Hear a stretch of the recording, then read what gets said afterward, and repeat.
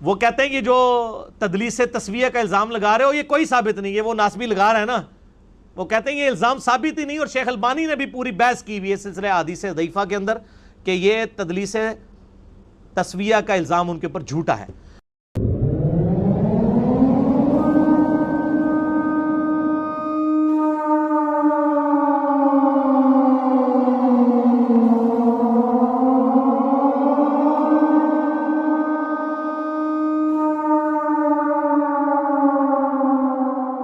بقیہ بن ولید عام مدلس نہیں بلکہ تدلیس تسویہ کرتے۔ آسان سی بات آپ سمجھ جائیں، مدلس ایسے راوی کو کہتے ہیں جو اپنے استاد کو بسا اوقات گرا دے بیان کرنے میں، جس نے اس کو یہ حدیث سنائی ہے اس کا نام نہ لے بلکہ اس سے اگلے بندے کا نام لے کر آگے سند بیان کر دے، اور سند ان کے ساتھ بیان کرے کہ فلاں سے روایت ہے، وہ روایت فلاں سے تو ہے ہی،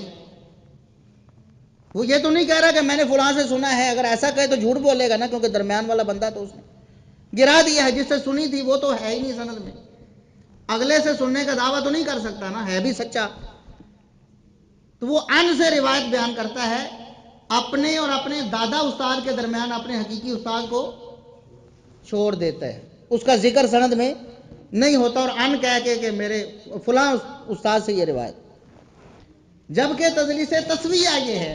تسویہ کا معنی ہوتا ہے برابر کر دینا، برابر کر دینا، اس کا مطلب یہ ہے کہ وہ راوی صرف اپنے استاد کو نہیں گراتا، اگر ضرورت پڑے تو سند میں کسی بھی راوی کو کسی بھی موقع پر گرا دیتا۔ بات سمجھ گئے؟ ایک تو یہ ہے کہ صرف اپنے استاد کے بارے میں اس کا یہ رویہ ہے کہ بسا اوقات اپنے استاد کا وہ ذکر نہیں کرتا سند میں، لیکن دوسرا راوی جو تدلیس تسویہ کرتا ہے اس کا مطلب یہ ہے کہ سند میں کسی بھی جگہ پر وہ کسی بھی راوی کو گرا دیتا ہے۔ جو عام تدلیس کرنے والا ہے اس کے بارے میں قانون یہ ہے کہ وہ اپنے استاد سے سماع کی اصرات کرے گا، جب وہ کہے گا نا کہ میں نے فلاں سے سنا ہے تو اس کا مطلب یہ ہے کہ اب تو صحیح کہہ رہا نا، وہ سنا تو ہے، اگر سنا ہے تو واقعی درمیان میں بندہ گرا،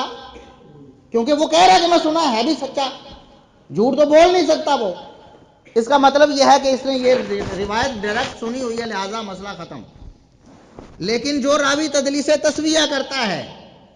وہ صرف اپنے استاد کے بارے میں نہیں بلکہ سند میں کسی راوی کے ساتھ بھی ایسے کر سکتا ہے کہ سند چلتے چلتے اپنے استاد یا دادا استاد یا آگے کسی راوی کو گرا کر کہے ان فلاں۔ تو جو عام تدلیس کرتا ہے وہ اپنے استاد سے سماع کی اصرات کرے گا، اور جو تدلیس تسویہ کرتا ہے وہ پوری سند میں سماع کی اصرات کرے گا۔ بات سمجھ گئے نا آپ؟ ایک راوی عام تدلیس کرنے والا تدلیس الاسناد جسے کہتے ہیں، ایک اپنے استاد تک اس کی یہ کاروائی محدود ہوتی ہے، تو شرط یہ لگائی جاتی ہے کہ اپنے استاد سے سماع کی اصرات کرے، بس روایت قبول ہو گئی۔ لیکن تدلیس تسویہ کرنے والا پوری سند میں سماع کی اصرات کرے گا تاکہ پتہ چلے کہ واقعی اس نے سند میں کسی اور جگہ سے بھی کوئی راوی گرایا نہیں۔ تو بقیہ بن ولید ایسا راوی ہے جو تدلیس تسویہ کرتا ہے، اس کا مطلب کیا ہے کہ پوری سند میں سماع کی اصرات چاہیے، پوری سند میں کہیں بھی ان آ گیا تو اس کا مطلب ہے کہ روایت مشکوک ہے، اور بقیہ بن ولید تدلیس تسویہ کرتا ہے۔ اب ہمارے بھائی یہ جو بھٹکے ہوئے بھائی ہیں بڑے خوش ہوئے، انہوں نے بڑے نعرے لگانے شروع کر دیے، بھئی دیکھو آپ کہتے تھے نا کہ ابو داؤد میں بقیہ ان سے بیان کر رہا ہے، آؤ ہم آپ کو اس کی سماع کی تصریح دکھاتے ہیں۔ مسند احمد میں چلے گئے، مسند احمد کی حدیث پیش کی، کہتے ہیں اسی حدیث میں بقیہ نے سماع کی صراحت کی ہے، اور وہ حدیث بھی میں آپ کو سند بھی پڑھ کے دکھاتا ہوں، 17189 نمبر حدیث ہے، 17199 نمبر۔ امام احمد بن حنبل فرماتے ہیں حدثنا حیوہ بن شریح، حیوہ بن شریح ہمیں یہ حدیث بیان کرتے ہیں۔ حیوہ بن شریح الحمسی ہیں۔ حیوہ بن شریح کون ہیں؟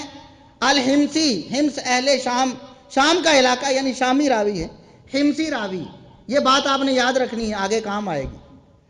حیوہ بن شریح، اور ابو داؤد میں بھی جو امام ابو داؤد کے استاد ہیں نا عمر بن عثمان بن سعید، وہ بھی حمسی ہیں، سند کے اندر لکھا ہوا الحمسی۔ دونوں جگہ کون ہے امام صاحب کے، امام ابو داؤد کے استاد بھی حمسی ہیں، اور امام احمد بن حنبل کے استاد بھی حمزی ہیں، اور آگے وہی حدثنا بقیہ بن ولید ہے، وہی راوی۔ بقیہ بن ولید سے آگے حدثنا بحیر، ہمیں یہ حدیث بحیر بن سعد نے بیان کی۔ بات سمجھ گئے آپ؟ اگر تو عام مدلس ہوتا تو بس بات کافی ہوتی کہ بقیہ بن ولید نے اپنے استاد سے سماع کی صراحت کر دی، لیکن بقیہ بن ولید عام مدلس نہیں ہے، تدلیس تسویہ کرتے ہیں، اور تدلیس تسویہ کرنے والے کے لیے پوری سند میں سماع کی صراحت ضروری ہے، لیکن اس پوری سند میں سماع کی صراحت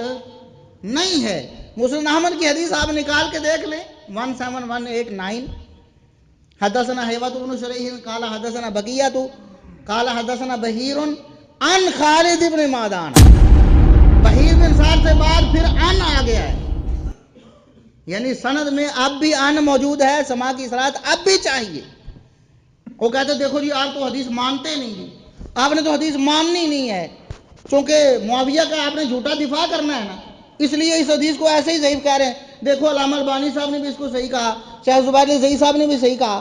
آپ کو ان سے بڑے محقق بن گئے ہو۔ ہم کہتے ہیں ہم ان سے بڑے محقق نہیں ہیں، لیکن جن کی بات ہم آپ کے سامنے پیش کرتے ہیں وہ تو ان سے بڑے ہیں نا۔ اور جو امام بخاری اور مسلم اور اس دور کے محدثین ہیں، امام ابو حاتم رازی جیسے جو امام بخاری کے بھی استاذ ہیں، وہ تو ان محققین سے بڑے ہیں کہ نہیں؟ اچھا، بقیہ بن ولید تدلیس تسویہ کرتا ہے، کیا یہ کوئی الزام ہم نے اپنی طرف سے بنا لیا ہے کہ ہم معاویہ رضی اللہ عنہ کو جھوٹا دفاع کرنا چاہتے ہیں اور یہ ہم نے بنا لیا؟ میں 10 حوالے صرف اس مجلس میں پیش کرنے لگا ہوں، 10 محدثین کے حوالے، ویسے تو 20 بھی پیش کیے جا سکتے، ہمارے پاس لکھے بھی ہوئے موجود ہیں 20 حوالے، لیکن یہاں 10 پیش کروں گا، 10 محدثین کے حوالے ان کی کتابوں سے یا دیگر محدثین نے معتبر سند کے ساتھ یا ان کی کتابوں سے نقل کیا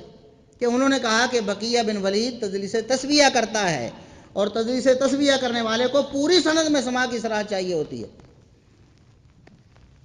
پہلا حوالہ امام ابو حاتم الرازی رحمۃ اللہ علیہ، جو امام بخاری و مسلم کے اساتذہ میں شمار ہوتے ہیں۔ امام ابو حاتم الرازی بہت بڑے محدث ہیں، ان کے بیٹے ہیں امام عبد الرحمن بن ابی حاتم، ابن ابی حاتم ان کو کہا جاتا ہے عمومی طور پر۔ ان کی کتاب ہے العلل، اس میں انہوں نے اپنے والد کا یہ قول نقل کیا ہے کہ بقیہ بن ولید تدلیس تسویہ کرتا ہے۔ بھئی کیا امام ابو حاتم بھی کوئی کسی انجینئر صاحب کا مقابلہ کرتے ہوئے نعوذ باللہ انہوں نے اپنی طرف سے بات بنا دی؟ اور امام ابو حاتم کیا انجینئر صاحب کا جواب دیتے ہوئے غلط بیانی کر رہے تھے؟ امام ابو حاتم رحمۃ اللہ علیہ، اس کے بعد امام خطیب بغدادی رحمۃ اللہ علیہ، انہوں نے اپنی کتاب الکفایہ فی علم الروایہ میں یہی بات لکھی ہے کہ بقیہ بن ولید مدلس ہے اور تدلیس تسویہ کرتا ہے، اور تدلیس تسویہ کرنے والے کے لیے پوری سند میں سماع کی صراحت ضروری ہوتی ہے۔ دوسرا حوالہ۔ تیسرا حوالہ امام ابن الجوزی رحمۃ اللہ علیہ،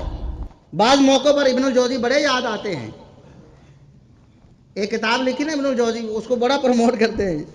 امام ابن الجوزی رحمۃ اللہ علیہ العلل المتناہیہ ان کی کتاب ہے، اس میں انہوں نے لکھا ہے کہ بقیہ بن ولید تدلیس تسویہ کرتا ہے۔ تو امام ابن الجوزی کے سیدنا معاویہ کا جھوٹا دفاع کرنے کے لیے انہوں نے تو ایک عمومی بات کہی، ان کے تو خیال میں بھی نہیں ہوگا کہ اس روایت میں بقیہ بن ولید بھی ہے یا نہیں، انہوں نے تو ایک عمومی حکم بیان کیا۔ تیسرا حوالہ۔ چوتھا حوالہ امام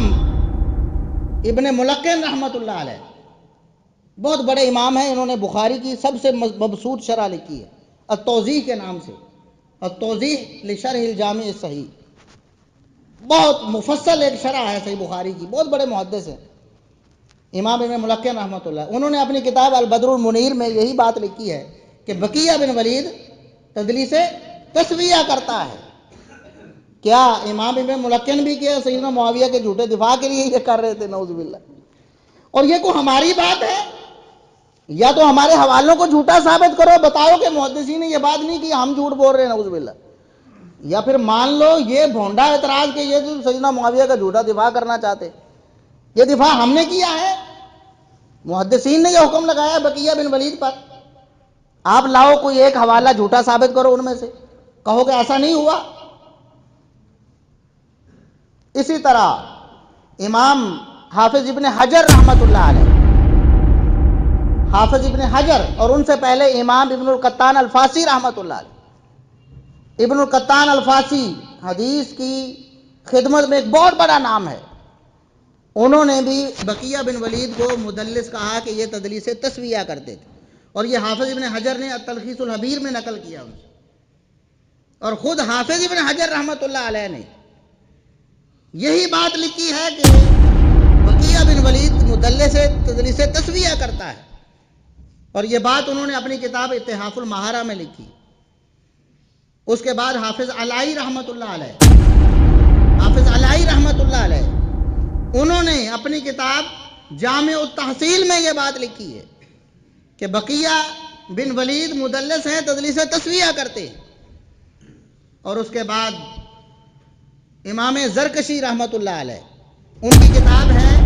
حافظ ابن الصلاح کے مقدمے پہ النکت، کچھ انہوں نے اس پر نوٹس لکھے ہیں، النکت علی مقدمۃ ابن الصلاح، اس میں علامہ زرکشی رحمۃ اللہ علیہ نے یہی بات لکھی ہے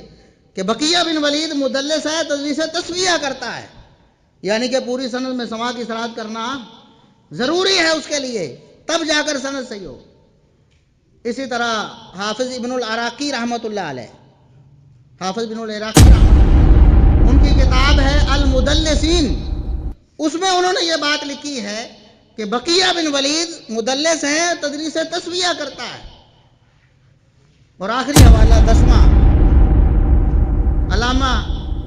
سبط ابن العجمی، وہ اپنی کتاب التبیین لاسماء المدلسین، اس میں یہ بات لکھتے ہیں کہ جو بقیہ بن ولید ہے یہ تدلیس تسویہ کرتا ہے۔ یہ 10 حوالے ہیں، 10 اور بھی پیش کیے جا سکتے ہیں۔